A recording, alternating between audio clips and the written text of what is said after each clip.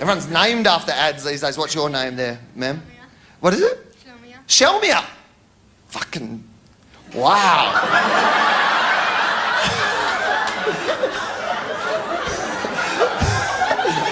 I'll have what you're having. Shelmia. Where does that come from, Shelmia? Shalom. Oh, okay, yeah, right. So it's from a religious background, right? Yeah, it's sweet. Oh, that's nice. That's a cool name. I like it. It's not a product, and that's what I like. There's too many bogan product names these days, like the Corbys. Mercedes.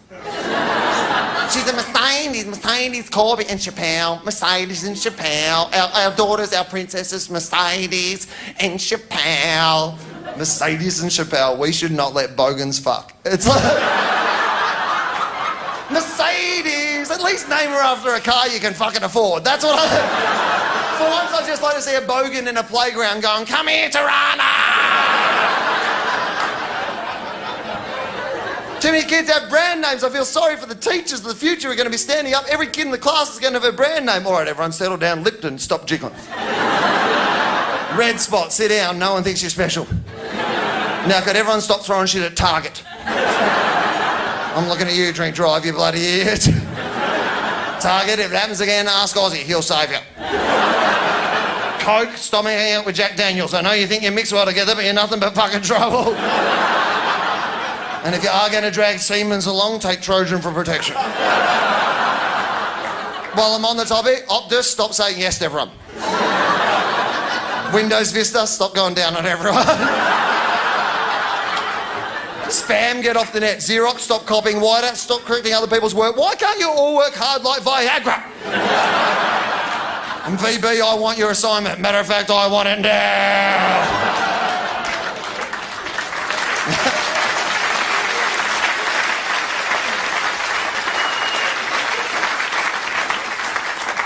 So what was I talking about? The drought. The drought. Oh yeah, there's too much drought. The drought did lead to my favourite moment on Australian TV last year. That was on Today Tonight. It was when Naomi Robson was hosting Today Tonight. Do you remember that?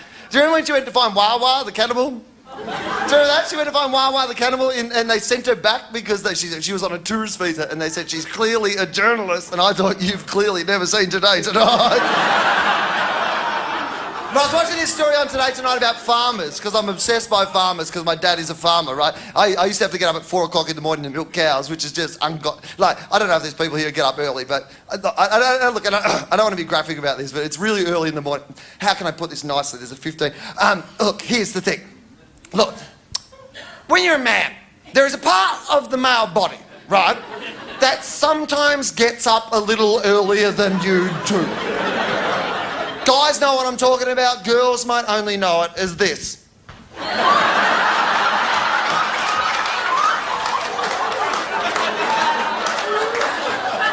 When your alarm goes off at 4:45 in the morning, even your dick is like, seriously, dude, 5 more minutes. The only reason my penis ever got hard at 4:45 in the morning, it was trying to reach the snooze button.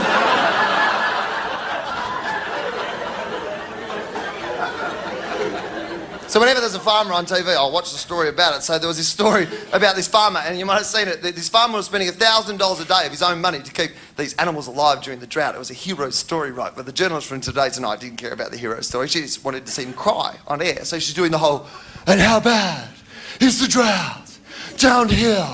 And this Aussie farmer, it was just brilliant, looked down the camera and just went, "Mate, the drought is so bad down here, teenage boys are having dry dreams."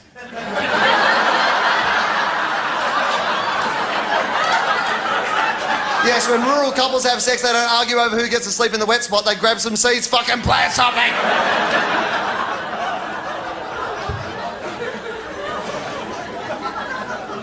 Grew up a farmer dad. My dad doesn't drink, doesn't smoke, never taken drugs in his entire life.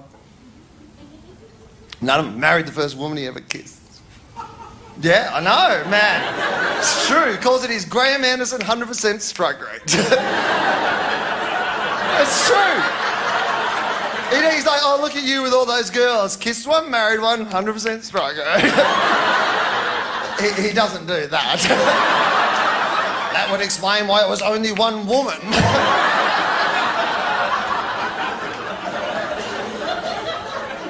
Doesn't drink, doesn't take drugs. Didn't teach me about the birds and the bees. I had to learn it all from some older guy in the playground at my school. He was called Brother Michael. I know, he doesn't write. And I didn't know about the birds and the bees when I was 13. Well, I remember when I got my first erection, I lost my fucking mind. I was like, oh my God, my dick is a transformer. I hope it becomes a bike. I didn't know anything about sex, so I was scared of everything, like blue balls. Do you remember, guys, blue balls? If you didn't have sex, your balls would turn blue. That's all you got told. Oh my God, my balls are going to turn blue and I'm going to turn blue. I was like, that's what happened to the Smurfs. There was only one chick in that entire village, you know? Or the other one was blowjob. That's a misleading term if you're a girl and you don't know what that is. If you're a girl and you don't know what that is and you've only heard the term, the first time you get down there, see the hole in the end, you must think, oh well, fuck it.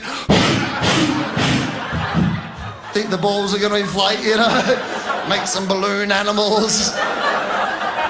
The school I went to didn't teach safe sex. We lobbied for a condom vending machine in our school, but our school said no. If kids have condoms, they will have sex. Forgetting the fact that you still need someone who wants to have sex with you. Having a condom is not enough, you know?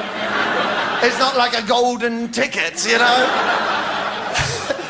I've got the golden condom. There you go. Oh, well, you've got a condom. Have a crack, you know? It doesn't work like that. It's fucking faulty logic, if nothing else, you know. If there's condom vending machines at school, kids will have sex. There was calculators at my school. I didn't learn any fucking maths. Didn't learn how to do boobs upside down. Or 55, 37, 80, 08, boobless.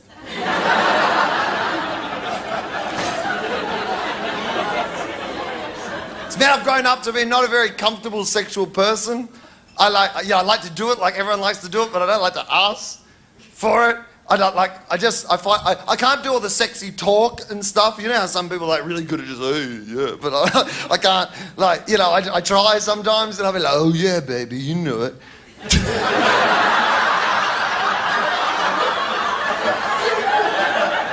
I'm your cowboy. No, I'm not. I'm so sorry. I shouldn't have even said that. That's weird. I don't even really like riding horses. They hurt my thighs.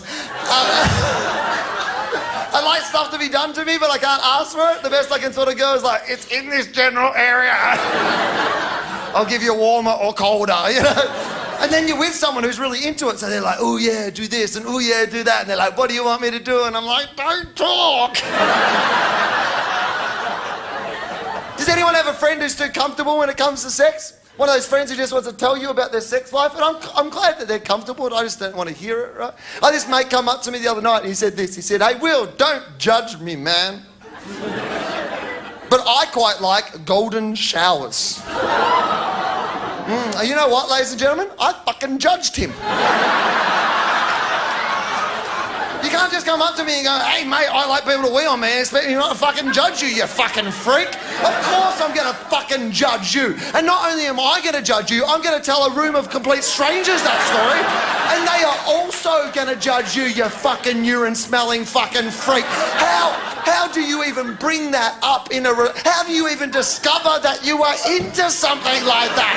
What, you're at the beach, you get stung by a jellyfish, someone wheezes on your leg, you get a fucking stiffy? You're a fucking freak, mate. Of course I'm gonna judge you. How do you bring that up with a partner? I can't even bring up normal shit. How the fuck are you bringing hey honey, I know you love gold and I know you love showers. You're a freak. Here's why I'm going to judge you. We have done wee together. We have been at sporting events standing next to each other at the urinal doing wee, and I thought that was perfectly normal at the time. But now all I'm thinking is, oh my God, I wish he was there going, oh, I wish he'd wee on me.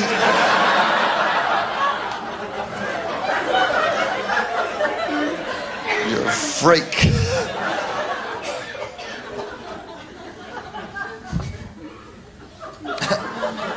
Look after the planet, that was the point I was trying to make. We got to look after the planet. I think we've buggered up this planet, have we not? If this earth was a rental, we so wouldn't get our bond back. And God is a bitch of a landlord. You know, he'd be coming around, we'd be like, nah, seriously, God, I reckon that hole in the roof was here when we moved in. What's that? The dinosaurs? Fuck yeah, we fed them.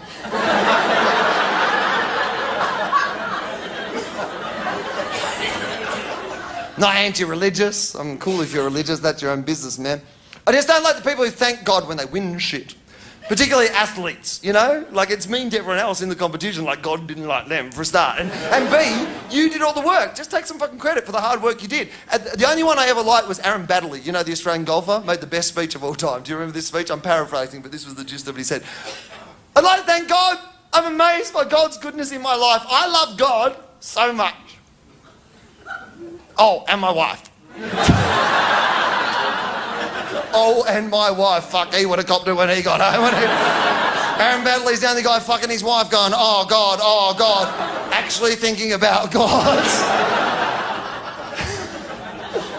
I wouldn't mind if athletes thanked God if just occasionally when one of them lost, they would blame God. You know, I'd like to see Leighton Hewitt bundled out in the semi-finals of Wimbledon and just give it a bit of, look, I'd like to thank my opponent, who we all agree was wonderful today, but I think we all know who fucked this one up. That's right, I'm looking at you, you fuckwit. Come on! Or just occasionally, when somebody won something, I'd like them just to go, I'd like to thank my Lord and Saviour, Satan! This is a great day for evil.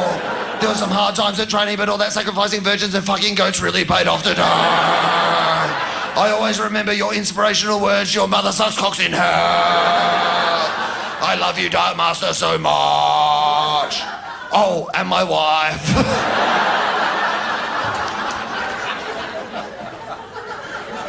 I'm not anti-religious. I'm not. I genuinely am not. It amuses me quite a lot of time. A taxi driver told me a story recently. Swears it was a true story. It was about those bumper stickers on the back of the car that says, honk if you love Jesus. You seen those, right? Honk if you love Jesus. So this cab driver's picked up a priest at the airport. They're driving out. They pulled up at the traffic lights behind a car that has a little sticker on it that says, honk if you love Jesus.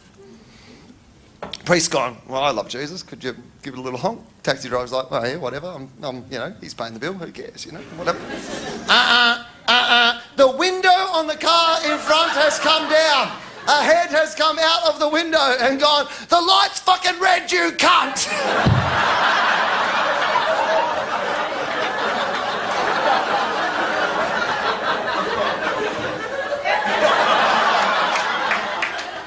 Something for show and tell. But 15, you know more shit than me. It's bad. You know, my problem with religion is mostly that people like blame their own bad actions on religion. It's not religion's fault, but people will use religion to justify them being a prick sometimes, don't you reckon? Like, that's the example with Muslim suicide bombers, right? These are evil people doing evil things. So how do they justify it in their own head? Well, they justify it because they think they'll be rewarded for what they've done in paradise. You know, they'll get proximity to the prophet and they'll get like rivers of honey, which are great, I guess, if you fucking love honey. Or sticky rivers, you know. So, oh, that kind of sounds like a porn star, doesn't it? Hi, I'm Sticky Rivers. I've come to clean the pool. Waka waka wow wow. I think Sticky Rivers might have been a drag queen. I'm Sticky Rivers. And of course, what's your big prize for your Muslim suicide bomber? 72 virgins. Yes. Now, a lot of people have talked about this before, but nobody's ever talked about it from the virgin's point of view. What the fuck did these poor virgins do to deserve that? They've kept themselves nice. They've probably been teased at high school for being frigid. And as a reward, they have to spend eternity with fucking mental Muhammads. That's fucking unfair. The only message I can get at that for teenage girls is give it away for free as soon as you can. You don't want that to happen to you. It's the best excuse for teenage sex. Seriously, if your dad bursts in, you'll be like, don't stop me, Dad, or the terrorists have already won.